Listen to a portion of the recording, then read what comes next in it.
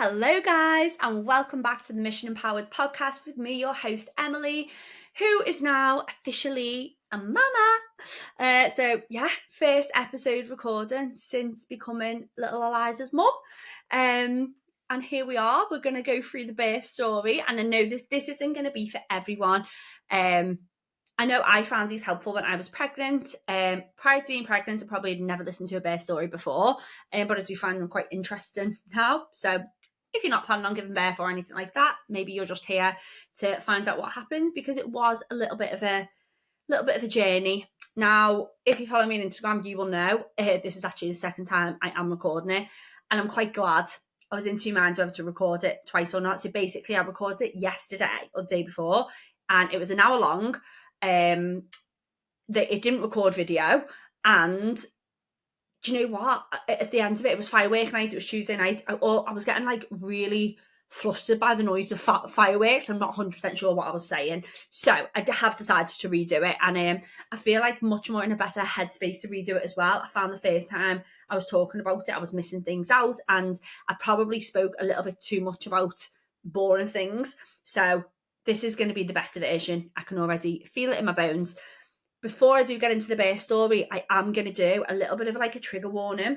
I don't know if that's the right expression, but I think it might be, of anybody who is like coming to their end of their pregnancy.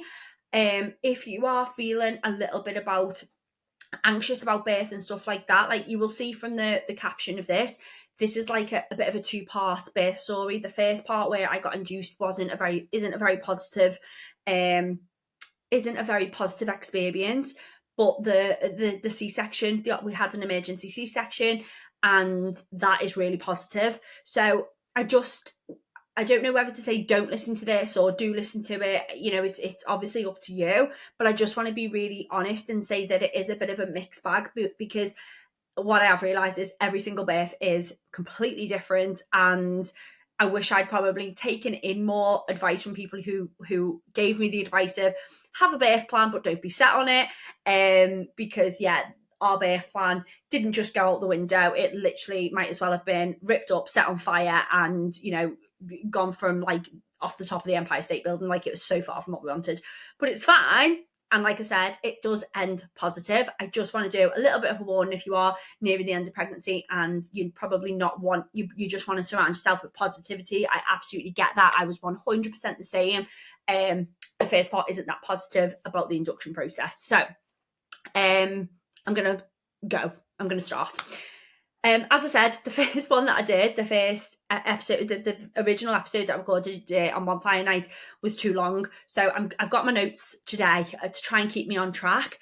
But yeah, first thing is, I've been away for a long time. So I already knew at the end of pregnancy, I knew I was going to take a month off. I was going to take a month to just be in my bubble with Eliza, with Ollie and Buddy, and just really take this month to just be in our house and be all together. And I knew we weren't going to record podcasts. I knew I wasn't going to post a lot on Instagram, and I knew I wasn't going to share my birth story until I was literally be able to talk about it on a podcast. So I feel like I'm so happy that I've done this month, because I am going to do this in two parts. The first part is literally going to be up to the birth, and then the second part, which will be next week, or whenever I get round to recording, it might be this week, is going to be about my recovery from a C-section.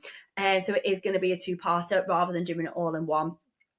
So I knew I was going to take that month off, and I am so glad that I did, because I feel like I've really taken in like my birth experience. I can now really, I wouldn't say I've grieved my home birth that we originally wanted, because I don't feel like I've needed to, but I've really had that time to accept like sort of what happened and think about it, because as you will hear in a second when I finally get around to it, the first part was actually quite traumatic for us, or like the run up to the C-section was, and I feel like I have needed that time to just process it. But anyway, so let's go. If you're listening to it, you are probably an avid Instagram follower or podcast listener, or maybe you're not, okay? But basically, I was 18 days over my due date. So I was 42 weeks and 2 days when we got induced, and I gave birth at 42 weeks plus 4 days by emergency C-section. Okay, so I originally wanted a home birth. We had everything set up. We had the pool here, we had the gas and air here. I had a really awesome midwife who was very on board with the home birth. Girls, I am telling you now, I spent 9 months of my pregnancy hypnobirthing the shit out of every book, every podcast. I paid for probably 2 courses about home birth and hypnobirthing. Like, I was manifesting it every single day. It was basically a second full-time job for me, because obviously I was running my business as well, about prepping for this birth. I'm telling you, I was adamant I was having this home birth. I researched so much about natural delivery, going into labour, how to start going into labour, everything. I was definitely the most shocked person when it didn't happen. Like, it just never happened. I had an absolutely amazing pregnancy. I didn't love being pregnant, but I feel very grateful that I had a fit pregnancy, a healthy pregnancy. I was in the gym at 41 weeks, 40 weeks, right up until I was due. I think it might have been like, 40 weeks. That week was the last week I was training. And then at 41, I was like, fuck this, I'm not doing it anymore. I was annoyed. And yeah, I feel very grateful for that pregnancy experience. And so when, 40 weeks came, because I'd done so much research, I was like, this is fine. I'm going to go into labour. Like, I know I am. I'm just, I've researched a lot about due dates and how they can be super inaccurate. You can go 2 weeks over, you can go 2 weeks earlier. Like, it's very, very inaccurate. I think it's about 5% of people actually give birth on their due date. So I wasn't stressed. Then it got to 41 weeks. And honestly, I still wasn't stressed. My midwife wasn't stressed. I wasn't stressed. Baby was moving loads. I was sleeping great. I wasn't even getting up for a wee. Like, it was all good. Then my midwife said to me, look, we're going to have to follow protocol. You're going to need to speak to the hospital. And because as you're getting closer to 42, they just want to make sure everything's okay. And I was like, listen, I get that, no problem. So I had a phone call with the hospital and they were like, look, you need to come in. So come in on Wednesday and we'll have a chat about options, if things start to not look great. So this is 41 weeks in 2 days. We went to the hospital, spoke to the consultant, and they were basically like, I didn't love the consultants, I'll be honest with you. They spoke to me like a statistic, I thought, rather than a person. They didn't ask about my pregnancy, bearing in mind, like, I'd had a really good pregnancy. They basically just told me, you need to be induced, and you need to be induced this weekend. You should be having sweeps, Now, if anyone's ever done hypnobirthing or is looking into hypnobirthing, you will know that, like, the most big common thing that they advocate in hypnobirthing is do not have an induction. Do not have any medical intervention, because you're going to go into labour and you'll be fine when you do. Do not have any medical intervention if everything's fine. That's what I want to say. So with all the research that I'd done and the courses that I'd done, I was adamant I was not going to be induced. A couple of little things that had, put me off induction were the first one being, it's meant to be a lot more painful and a lot more intense than going into natural labour. The risk of intervention, so more intervention, so forceps, ventouse, which is the suction, and C-section massively increases if you are getting induced. And again, the reason I said about the trigger warning about the beginning of the episode, I'm not saying this is scaremonger. Like, these are facts and figures that you can all find out if you look into it. I do think a lot of people don't look into these things, but obviously, just me being me, my head was in all the books, all the figures, all the websites, so I knew all of this stuff. So we went to see the consultant. I was like, they didn't monitor me at this point. They just advised that I'd go and get induced, and I was like, I'm not being induced. There's nothing wrong with me. I'm happy. The baby's happy. I knew I was healthy. It was fine. And I was like, I'm going to go into labour before I get to 42 weeks, so I'm not worried about it. Okay, so that was the Wednesday, 41 plus 2. The Sunday came, whereas 41 plus 6. The hospital rang me and they were like, you haven't gone into labour, you need to come in to be monitored. You're going to be post-term tomorrow. We need to make sure you're okay and the baby's okay. Now, at this point, at 42 weeks plus, I knew there was a chance. It goes from like 1% to 3%, very small chance of things like my placenta, my waters being less. Just these little risks were increasing. So I was like, right, we'll go in and get monitored on the Monday. And by the way, I was fucking massive and bored of being pregnant at this point. 42 weeks, 10 months pregnant, you know. So we went in on the Monday. Lovely woman. She monitored us and she was like, "You're fine. You're fine. The baby's fine. Your movement's fine. Like, you're good. You need to come back in on Wednesday because we just need to keep monitoring you now." And then at this point, they did say you can still have a home birth, but the midwives that that will attend your home birth will be on sort of like high alert more than usual of things going wrong because you're post term. And that to me was sort of saying you're going to end up in hospital. They're gonna any slight little thing that they're not happy with, they're gonna like blue light you into hospital. So already I was starting to come to terms with, right, we're probably not going to end up having this home birth, but that's okay. I can deal with not having the home birth. Just let me go into natural labour. I'll have the birth in a pool in the hospital. It's fine. So that was on the Monday. Monday night comes, started getting these pains. I was like, yes, oh my God, it is happening. Rang my midwife. She came round. She just had a little chat with me, had a feel of my belly, and she was like, okay, like this is a good sign. I wasn't obviously in labour, but I was getting like pains and stuff. It was the most pains that we've had. And so my midwife was like, right, go to bed, go and get some rest, ring me when you wake up, let's see how you are. So I was like, oh my God. So I went to bed like it was freaking Christmas, and went to sleep, woke up, nothing, no pain. It wasn't me going into labour. I woke up on the Tuesday morning and I was devastated. Absolutely. I was like, I can't believe I didn't go into labour. I was devastated. So Tuesday came, me and Ollie having a conversation. We were like, right, we're going to go in tomorrow. I'll be 42 plus 2 on the Wednesday.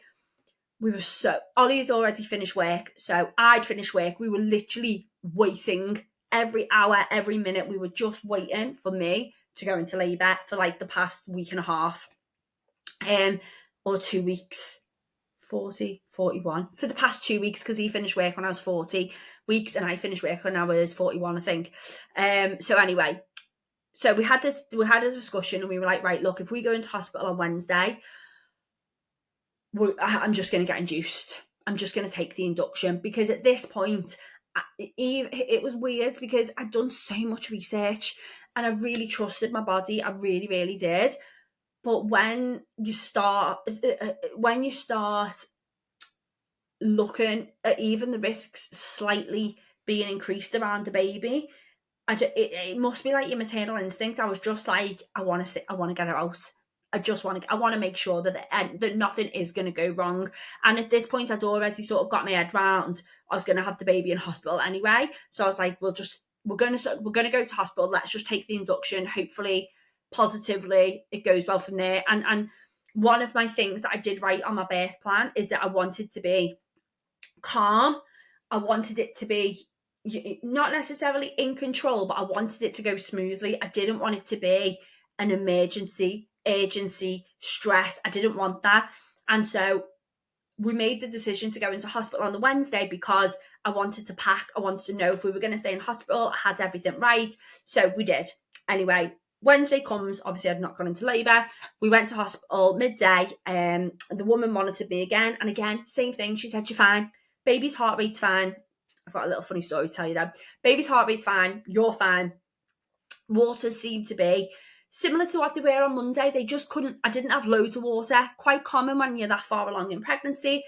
But she said to me, do you think your waters might have broken? And I said, no. Like, I think I would have, known if they broken.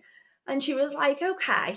It hasn't, you haven't been like leaking or anything like that. And I said, no, but I just put this down to me being so heavily pregnant, but I've been experiencing like a sweaty fanny, or what I thought was a sweaty fanny. Oh my God. And she said, oh, right. And I was like, yeah, but now you mention it, it might not have been. And she was like, no, that probably was your waters trickling out. And I was like, oh, okay, great. So they actually think my waters may have broken at some point, like the previous week. I just thought I was big and pregnant and had a sweaty fanny. Hopefully I never.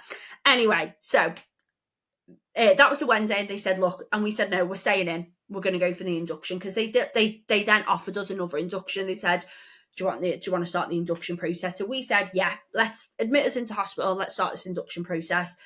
I was half debating. I'm not probably going to go into the induction process.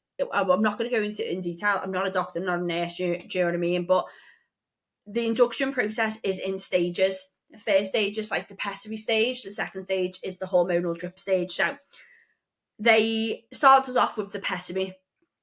And when she put the pessary in, she actually said to me, you're already 1 centimetre dilated. And I said, oh, that's amazing. She said, you sure you haven't been having any contractions? And I said, no, I've been getting like this weird like stomach thing, but I just thought it was like my stomach stretching.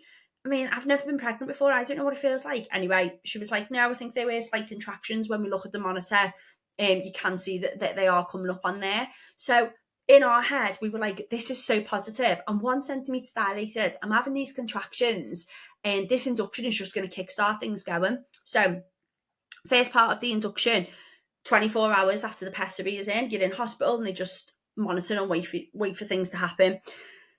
So we went up into the induction bay, and when we were up there, so we checked in, settled down and all stuff like that. And I was already starting to like, not feel shit, but I hate hospitals. I don't love hospitals. I don't think anyone loves hospitals, but I mean, I really don't like hospitals. I don't know what it is, just super clinical. I'm a bit of like, I don't know, I'm a clean freak as well, so they just make me feel a little bit like, I don't know, it's weird, isn't it? Because they're obviously super, super clean and super hygienic, but they just make me feel weird. Okay, so I don't love hospitals, so I'm already a little bit on edge of that. And one of the things about going into labour that you need to be is relaxed, stress-free, and have your oxytocin hormone flowing. So your oxytocin hormone is what you get when you love someone, you hug someone, after having sex, that closeness feeling, like that happy hormone, that the loving hormone, okay? That needs to be flowing for you to go in natural labour. I'm in hospital. I was not flowing with oxytocin. So that was one thing that was going against me. I was like, oh my God, I need to have this oxytocin flow to go into labour, and I am literally on the verge of tears. So we had the pessary put in. That night on the induction bay, there were also 3 other women on the bay with me. 2 of them were going into labour. And I am not joking. For me, this is where the experience wasn't great for me, and it may be different for so many other people. It was like, the only way I can describe it was like listening to torture. So these 2 women were labouring, but not, I don't think any of them had done hypnobirthing. I mean, I'm not judging, I'm just saying, I don't think they had. They were screaming, and phrases like, this is the worst pain I've ever been in, I can't do this, oh my God, make it stop, I need more pain relief. This is at like 2-3 o'clock in the morning on the Wednesday night after me being induced, and me thinking, oh my God, this is what I've got to come.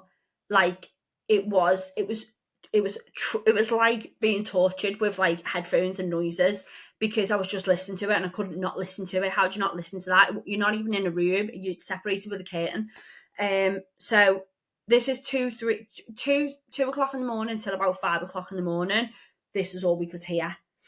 At 5 o'clock in the morning, these 2 ladies that were labouring got taken to the labour ward, and me and Ollie were the only ones left in our ward. So we got to sleep from about 6 o'clock till 8 o'clock in the morning. 2 hours sleep, right, on the Wednesday night. Woke up on the Thursday. Nothing has happened with the pessary. It hasn't moved on or anything like that. So I was having like the slightest, not even worth anything, period pains. When you're in hospital and you're checked in for your induction, you're not allowed to leave the hospital then, okay? So we were just in these 24 hours watching the laptop, going for walks, bouncing on my ball. Like, we weren't really doing a lot. You're just literally, again, sitting and waiting.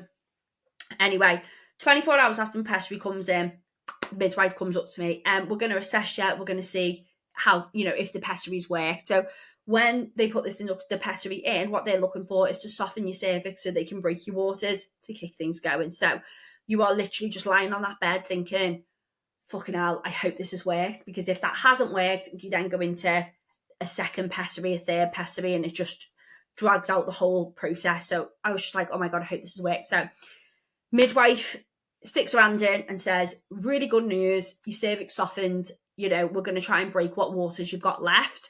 But I can't do it yet. We need to wait for a midwife to become available on the labour ward. And this is at 3:00 Wednesday afternoon. So we were like, okay, great.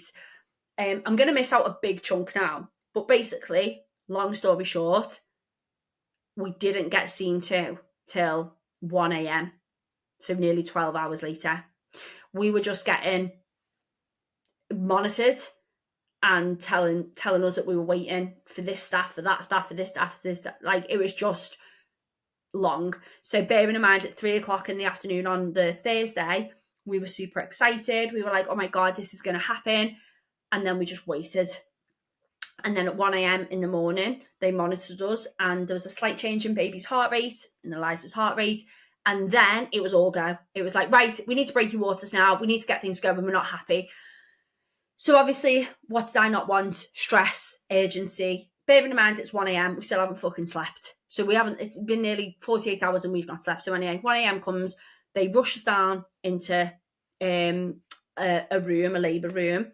And we got in there, and this labour room, bearing in mind again, I hate hospitals. If you're fine with hospitals, you'd be fine. So there's a pool in there, and I was like, thank God there's a pool. Like, if I couldn't have a home birth, I still wanted to get in the pool. Okay. So the pool's there. We're absolutely knackered. Me and Ollie look like we've both been dug up. And Ollie, bless him, was just absolutely amazing. We bought all the stuff in that we were going to use at the home birth. So the fairy lights, the candles, photos of like really nice memories to bring on oxytocin. Ollie sticking them all up, putting the fairy lights around. It's like absolute best husband of all time awards. He was amazing. But I just am in this room and it just looks clinical to me. Of course, it is a freaking hospital, you know. The beds is like the hospital bed. It just smells like hospital. I'm just like, oh, this is really not where I wanted to be. It's not how I wanted my birth to be. And I was just feeling, to be honest with you, like very, very sad. So this is at 1 a.m. Midwife comes in. I'm going to break your waters, Em. I was like, okay, no problem. Like, lying on the bed, legs akimbo. She's like, there doesn't seem to be any waters to be broken. I can feel the baby's head. There's no waters around it. I'm going to go and get the consultant to come and have another go. I'm like, okay, you know, more hands the merrier, whatever. So consultant comes in. She has a feel and she's like, yeah, second the midwife. Like, I can't feel any waters. We know you're very post-term. So waters might have broken, trickled out, might be nothing to post. So what we're going to do is we're going to give you 2 hours, because they basically essentially just give me a sweep, and then from in the induction process, once they break your waters, they then put you sort of on like a 2-hour clock. If you don't go into spontaneous labour after 2 hours, they then start the hormonal drip. So I was just like, oh my God, come on, because the last thing I wanted was to go on that hormonal drip, and I'll explain why very shortly. So they give me this ball, this peanut ball. And they're like, right, lie on the bed. You've got 2 hours. This is at 2 a.m., by the way. So still not slept. 2 a.m., peanut ball, just looking at Ollie, probably like, oh my God, what is this situation?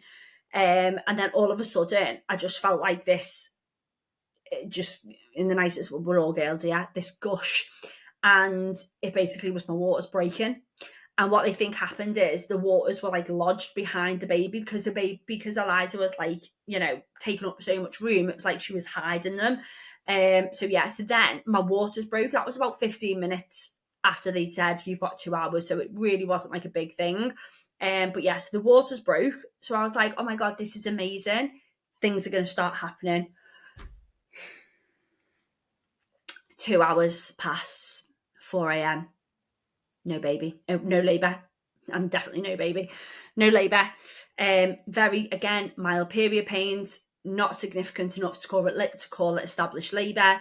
So midwife comes in and says, we're going to start the hormonal induction process. Girls, at this point, I am sobbing. I am crying my eyes out, because it was like someone had a list of everything I didn't want in my birth and was just going through and ticking it off one by one. Like, yeah, we'll give her that. Yeah, we'll give her that.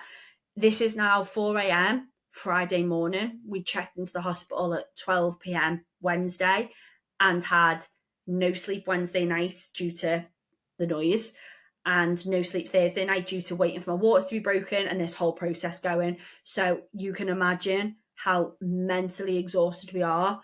I was emotionally exhausted because I was just in the hospital. I didn't want to be, like, it was just so much for me to like deal with and to come to terms with quickly. But at the same time, you're thinking about your baby. It was just a lot.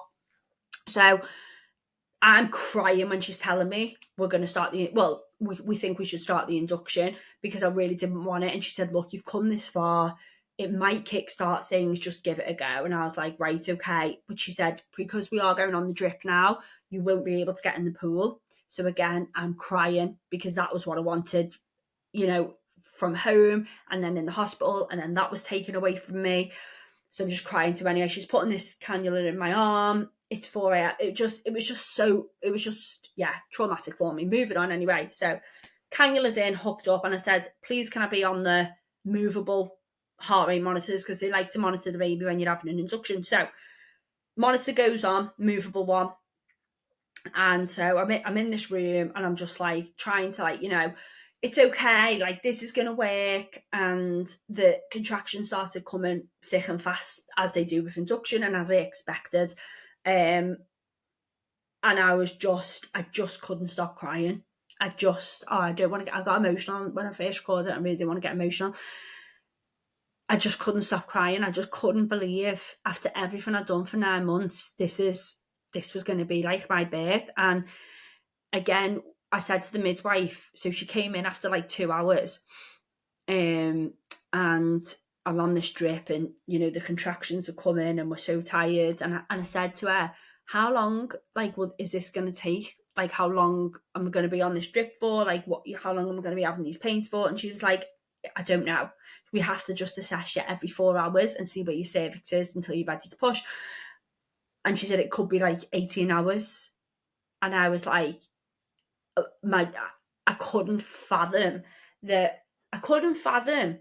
how we were expected to do Wednesday, Thursday, Friday on no sleep, having this drip, and then to push a baby out. In my head at that moment, I was like, what fucking planet are you on? Now, any woman that ever tells me they got induced and had this long labour and then pushed a baby out, I will forever be in awe of. I absolutely will be. So she'd come in, she said it could be 18 hours. Anyway, about an hour later, these contractions are coming. The laptop had broke, so we couldn't watch anything. No, I think it is laughable, really. These are coming thick and fast, and I just said to all, I'm still crying. I'm devastated. Like, there is zero oxytocin in our room. Poor Ollie hasn't slept for 2 hours either, and I'm expecting him to bring me up. It was honestly, it was like traumatic. Because obviously, like, the pain's coming anyway. So the midwife comes in, and I said to Ollie, I can't do 18 hours of this. I will not do 18 hours of this. Like, the one thing I wanted for the birth of my baby girl was for it to be calm and happy and content. Like, that is what I wanted. This is so far removed from that. I'm going to choose not to do it, because I was broken, or I was breaking. I was in the process of, like, breaking down. So 5 a.m. comes, the midwife comes in. I've been on this drip for 3 hours, and she says, how are you? And I'm just crying. I'm just like, I can't lie, this is so far removed from anything that I want in my birth plan. Like, I really feel like I'm breaking. What are my options? And she said, well, we can give you an epidural. So that would mean I would be on the bed for the whole time. Could be 18 hours. And again, something else I wanted to do was an active labour. I wanted to be able to move, why I'd asked for the movable monitors. At this point, the movable monitors had stopped working, so I had to go on the ones that were connected to the machine. So I was literally on a drip connected to a machine. I felt like a cow. So that was another thing. So anyway, she came in, she was like, we can give you an epidural and you can be on the bed then, and like you can get some sleep. And I was like, I didn't want any more like intervention, which we'll get to the C-section in a minute, but I didn't want any more. I didn't want to just keep trying things. Like I said, I was mentally broken and I didn't want to keep trying things. So she was like, but we haven't even tried the gas in here yet. And I was like, I'm just so over trying this, and this hormone and this do this. Like, it's just not my way. And she said, well, the last resort will be a C-section. And I was like, right, I want to speak to someone about the process of what's going to happen with that. So 5:30, and again, crying through all this, crying. 5:30 now, consultant comes in, talks us through what would happen if it was a C-section, what timing it would be, what, go through all the pros, well, not pros and cons, but go through like the recovery, what happens with everything. And they were like, and we were like, okay, thank you for coming and explaining that. They left the room. And then me and Ollie just looked at each other, and I just felt this instant relief. And I said, I want a C-section. I don't want to do, I'm going to get emotional. I was like, I don't want to do this anymore. I don't want to, it was just, the only way I could describe it, it's like the room just felt really like sad and stressed and traumatic. And I just didn't want to give birth in whatever way that looked like in that aura. It just wasn't what I wanted. So I said to Ollie, I want to do a C-section. And he just looked at me and he was like, all right, let's do it. And as soon, oh my God, so this is where the whole story takes a massive U-turn. So like 6 a.m. Friday morning, a day and a half, Wednesday lunchtime, hang on. Yeah, a day and a half after we went checked in, we decided we're having a C-section. And that was it. And as soon as we decided that, it was honestly like I still get goosebumps now, because it was like the biggest weight had been lifted. It was like we had a little bit of control over our birth plan again. We were getting to choose to have the birth in a calm way, and I can't think of the different word. Like, it's not control, but it was the way that we wanted it. And it might not have been the home birth that we wanted, but we knew it wasn't going to be a catastrophe emergency. We knew it wasn't going to be, let's try this. It was just going to be the way that they were telling us it was going to be, and we knew the baby was going to get here safe. And okay, the recovery might be super, super different to what we thought, but we just knew that was the best way for us. I can't explain it. It just was the right thing to do, even though I wanted a home birth. And if you can put birth in spectrums, you've got home birth on one end, C-section on the other. And at that time, I was like, C-section's the right thing for us. And as soon as we made that decision, the midwife came in and I said, I want a C-section. I want a C-section. I don't want to try anything else. I said, I am like 90% broken right now, and I've got 10% left, and I'm not willing to give that 10% in keep and trying and keep and going to the point where if I get to 100% broken, what's that going to look like? And I'm putting myself at risk for literally hating my whole birth experience, and I just don't want to do it. And they were awesome, and they turned around and they was like, that is absolutely fine. Let's start going with the C-section then. So they took the cannula out. This is what they said, which is quite funny. So they were like, listen, before we absolutely decide on a C-section, can we assess your cervix just to see if the induction process is started things going a little bit more. And I was like, fucking hell, yeah, go for it, Jeremy, and why not? So they assessed me, consultant come in, assessed me, and she was like, well, actually, you are progressing because you're 2 centimetres. And the midwife went, oh, she was 2 centimetres when we started. So in 4 hours of this drip, I had gone nowhere, like hadn't moved anywhere. So I was like, get it out now, we're done. So 6 a.m, they were like, no problem, took it out, started the process for the C-section, which was awesome. The C-section surgeon and the whole team came into our room, introduced themselves. I literally had gone from crying in trauma to like crying tears of happiness. I just kept crying. And they were introducing themselves, and they were like, listen, we know the experience that you've had. We know the birth plan, because I took all my birth plan into hospital with me. They were like, we've read your birth plan. We're going to try and make this now. I'm going to get crying again. We're going to try and make this now the most positive experience that we can. They were like, you're good. The baby's good. We're not in an extreme emergency C-section scenario. So let's just take our time and make this the best experience for you. Oh my God. She was like a heaven sent angel when she said that to me. I was like, this is absolutely incredible. So we got ready, got our scrubs on. A couple of hours later, this is when they all got prepped, and walked down to theatre. And it was like a mixture of being like super nervous, but like super relieved that our baby was coming in this safe way. there was no urgency. It was calm, even though it was in like a medical environment. It was calm. We put our playlist on. Ollie's sitting next to me, and yeah, it was just a very surreal experience. So a couple of things then. Oh, we're nearly at the end. Yeah, you've nearly done it in an hour. So we were in the C-section room, in the C-section theatre. Everything was up, and I don't know why I'm laughing. It was just like the weirdest thing. So obviously you have a spinal block, and then you're lying down, and then they're pumping like your anaesthetic and stuff in. And honestly, the team that were in there were just lovely. The anaesthetist was amazing, chatting to me. And then all of a sudden, I'm lying there, and I just go, oh, they're putting all like the drugs in me or whatever. And isn't it funny, by the way, that I was like, in my induction, I was like, I don't just want to try drugs, but as soon as it's a C-section pumping it in, I'm like, get this baby out, I'm fine with it. Anyway, I said to the anaesthetist, I felt like a kid. I was like, I don't feel well. Like, I feel like I'm gonna pass out. And she was like, oh, okay. And Ollie said he could see the like the number chart where all like your heart rate is and that. And I was like, oh no, I really don't feel well. I feel really hot. Bearing in mind, the only thing you can move in a C-section is like your head, like this.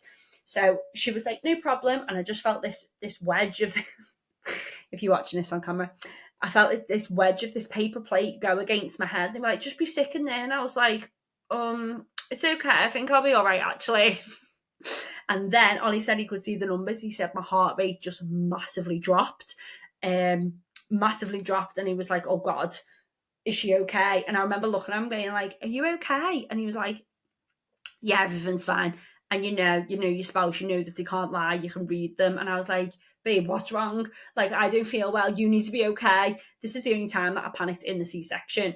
And he was like, no, nothing. And then all of a sudden, they must have bumped me like with adrenaline. I just had this whoosh of like, I just felt really high. I was just like, oh my God, like really alert and like just, yeah. Anyway, that was the only thing. And then my heart rate come up fine. So we had a little bit of a to do in the C-section with like getting the drugs right. But apart from that, it was honestly amazing. I feel like I needed to listen to this prior to giving birth because I was terrified of having a C-section. I was really scared of it happening.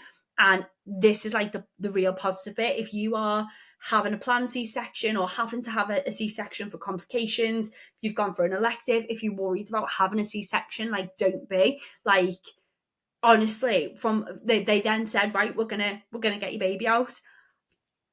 It is the best thing ever. Like, it really is. And you would do it 100 times over. I promise you. So I was just lying there, obviously, not doing much else. And I can't really 100% remember, probably because I was like massively sleep deprived and high off all these drugs. But I remember they were like, right, baby's here. One thing they said in the C-section is that she was actually quite tight in my stomach on the left side. So this lady like popped her head round. She was like, you're just going to feel a little bit of tugging on your left side. And we just need to get whatever else. And I was like, okay. And then so my scar, which I will probably share on Instagram at some point, is like quite hefty on the left side. Anyway, it's fine. So they got the baby out and they were like, having a C-section, if you haven't had a C-section or if you have, you relate to this, is the weirdest thing because you cannot feel anything, but you can feel them like doing stuff on you. It's weird, like pushing your belly. It's just weird. But anyway, she then came out and they were like, she's here. And she was crying. She was like it was just the best noise just to hear her crying. I was like overjoyed, like couldn't catch my breath. And they dropped the curtain so we could see her. And I hope I remember this moment forever and ever and ever. Oh my God, I'm going to cry again. They lifted her up and she was like red and she looked perfect. She was just shiny. And obviously it was like the medical lights behind her, but it was like a moment of what I imagine like someone lifting like baby Jesus up with the light behind them. And it was just like, I feel like it should have had like a soundtrack of like, behind her, but it was like them lifting an angel. Honestly, it was amazing. I think the first thing I said to Ollie was, she is the most beautiful thing I've ever seen. Like, it was just amazing and unreal, and yeah, a moment just I never ever want to forget. And yeah, and they lifted her up, and so they were like, yeah, she's only yeah, and I was just like, oh my god. And then they brought her around to me, and then Ollie cut a cord. All this is a little bit of a blur, really. And then one thing they just said was, I think she might something. I think as our heart rates dropped in the very beginning of the C-section, they basically just said, look, we're going to take her back to your room with dad and do skin to skin with dad. Anyway, so I was like, that's fine. I was so relieved that the labour birth ordeal was over and that she was safe and that she was healthy. Like, at that moment in time, and again, for anyone who is worried about having a C-section, like, as soon as your baby comes out and you're in that C-section, like, you are not bothered that you are being sewn up or in a medical ring. You will just be relieved and happy and just dead excited to start being a mum. Like, 100%, that's how I felt. So yeah, so she come out, she went back to the room, they patched me up, stitched me up, took us back to our room, and we just started being a family, done loads of skin to skin. I chose not to breastfeed. I did try, but that's, a different story. And she fed really well. Ollie had skin to skin, I had skin to skin. We were in this bubble, and it was just the best feeling ever. And I would go through that whole process again, to get the baby here, because you just would. And I remember always listening to that on other people's birth stories, thinking, are you lying? But it's not a lie. Like, you would just do that again. So yeah, guys, that is the birth story. So this was she was born at 11:01 a.m.